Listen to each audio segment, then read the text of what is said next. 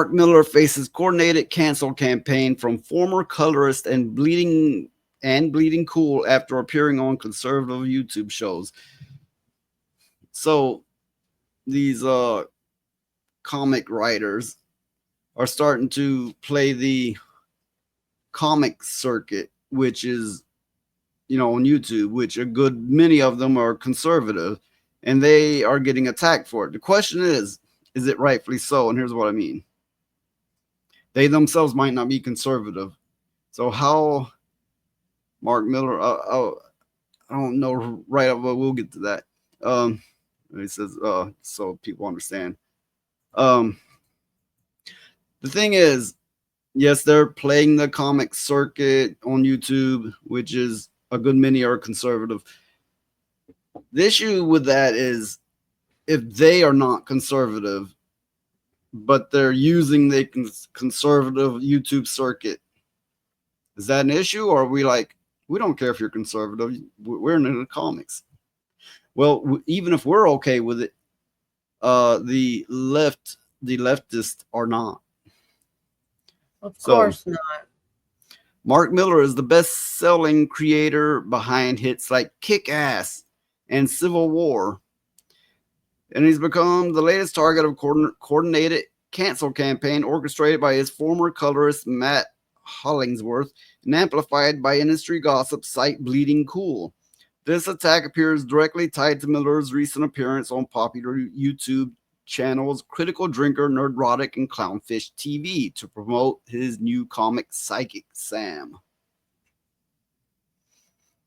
The controversy began when Dark Horse Comics posted a promotional tweet for Millar's Chrononauts Library Edition, prompting Hollingsworth to immediately call for a boycott. No thanks, don't buy this, I receive no money.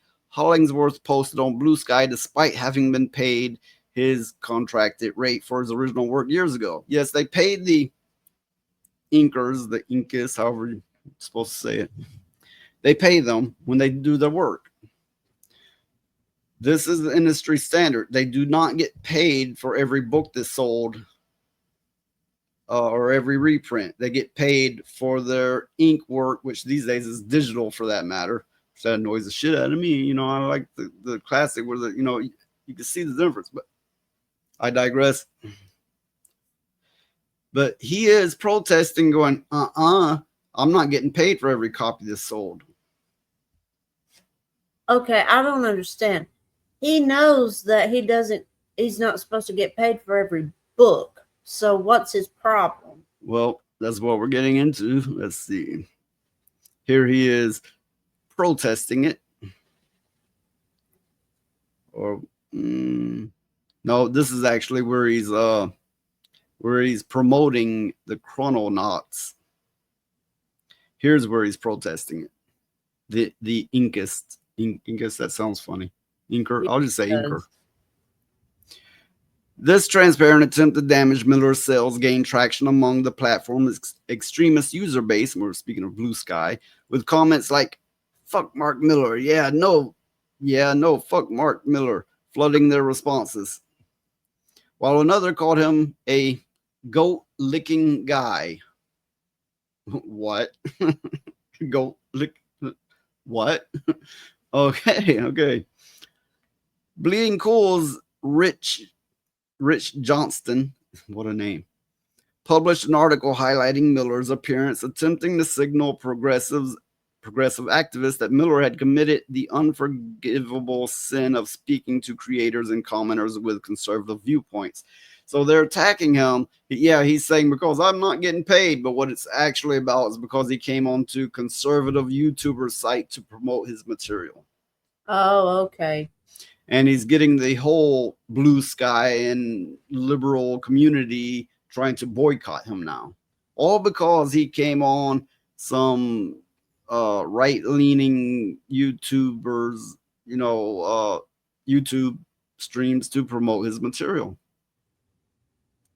So he got everybody on the PP site mad because he went on some shows. PP site, I don't know. I think they chopped us off. I don't know if you can say PP. I call it the PP site because you said All they do on there is show peepees.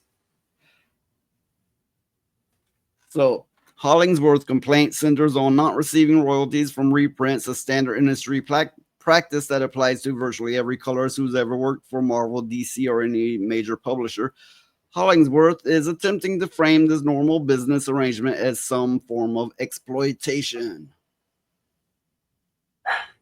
Sounds like he's grasping at straws. Millar's crime wasn't failing to pay creators, it was appearing on YouTube channels that progressive activists have deemed politically unacceptable. Oh, So that it makes is sense. guilt by association. Don't you hate that? Yeah, it's not fair.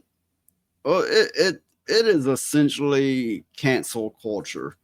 If Yeah. they can at any point in your life they can dig up one thing and point at it and they'll try to take you down with it. I don't think they're being logical or reasonable. They're just using a tactic. Yeah. It's what it sounds like. Sounds like some more just drivel on By their attempting to make these creators their audience and retroactive progressive activists are trying to excommunicate half the world from participating in comic culture. Yeah, you think about it. They're trying to make it to where anybody who's in comics cannot even touch anything conservative. That that Yeah.